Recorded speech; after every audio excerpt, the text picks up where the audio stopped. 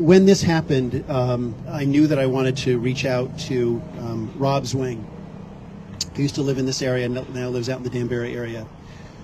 Rob is the former director of the Jewish National Fund, former executive director of the Jewish Federation of Western Connecticut, former CEO of the Israel-Palestine Cooperative for Economic Expansion. Please welcome to Justice Southbury, Rob Zwang.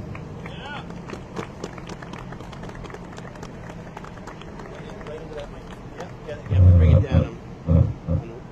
Shrinking. Get real close. Okay. Real close. Yes. Hi. Good afternoon.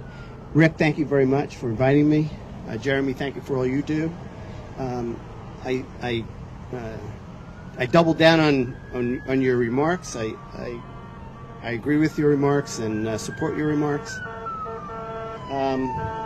Timing's everything. Today's a historic day, unfortunately. In one way, it's an historic day. In a tragic way, it's an historic day in the sense that there's never been such a loss of life in the state of Israel. This is historic. The incursion, the taking of over 100 children, women, babies, grandmothers, survivors into Gaza by Hamas is also very historic and complicates the whole situation. But in another way, it's not historic. It's really an ongoing narrative that's been going on since the establishment of the State of Israel. What we're really facing is an external country, Iran, who uses these groups as proxies, Hezbollah, Hamas, and other smaller factions to do their dirty work. At the end of the day, they're not looking for peace or cooperation. They have no interest. All they want is to wipe Israel off the map. And that's just what it is. You got to call it what it is. I want to leave you with an upbeat message today. And the upbeat message is this. 20% of the population in the state of Israel are Palestinians. Some identify as Israeli Palestinians, some as Palestinians, West Bank Palestinians. But at the end of the day, they work, they live, they're part of the government. The cooperation between Israel and the Palestinians in the West Bank has been ongoing, and to this day is still ongoing. Whether it's in economic cooperation or security cooperation, in health care, education, these are ongoing daily occurrences. And in fact, thousands of Palestinians from Gaza come to work every day in the state of Israel. Not now. They lost their jobs yesterday. Thousands come to Israel for health care. Not now. They're not coming back to Israel for a long time. That one border is closed.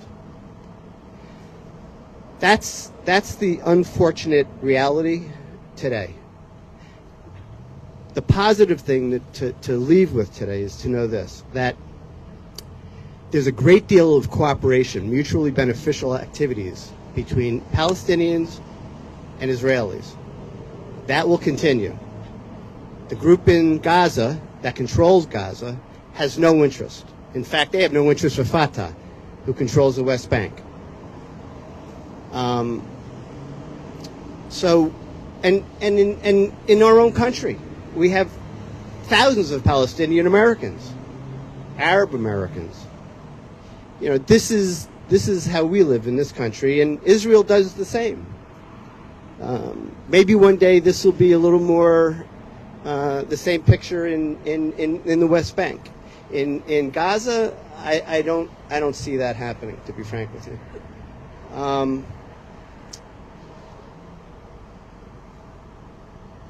Questions and answers, or any questions?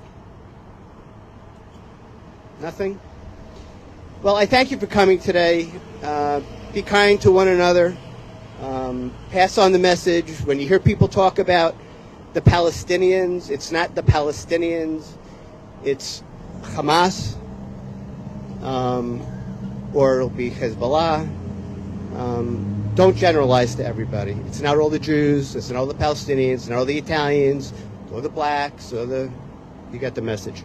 I have a quick Question. What can we do here, not only objective action, but as you're saying, changing language and how we talk about it? Like, what would be your main recommendations? I'll tell you, it's really... My recommendation to you on the ground is just in your daily interactions with others, when you hear people say something that you think might be considered unkind, say something. Say it in a nice way, in a kind way, but don't just be silent. That's as bad as the person who's being unkind. You really need to say something, and do it with kindness. The only other thing I would suggest for today would be if you wanted to support an organization that is going to be sending money to Israel to support the hundreds of families that have lost loved ones, and I'm sure that number is going to go up. The Jewish Federation of Western Connecticut, B'nai Israel in Southbury are two places that you can send donations, and they'll get them to the money to the right place.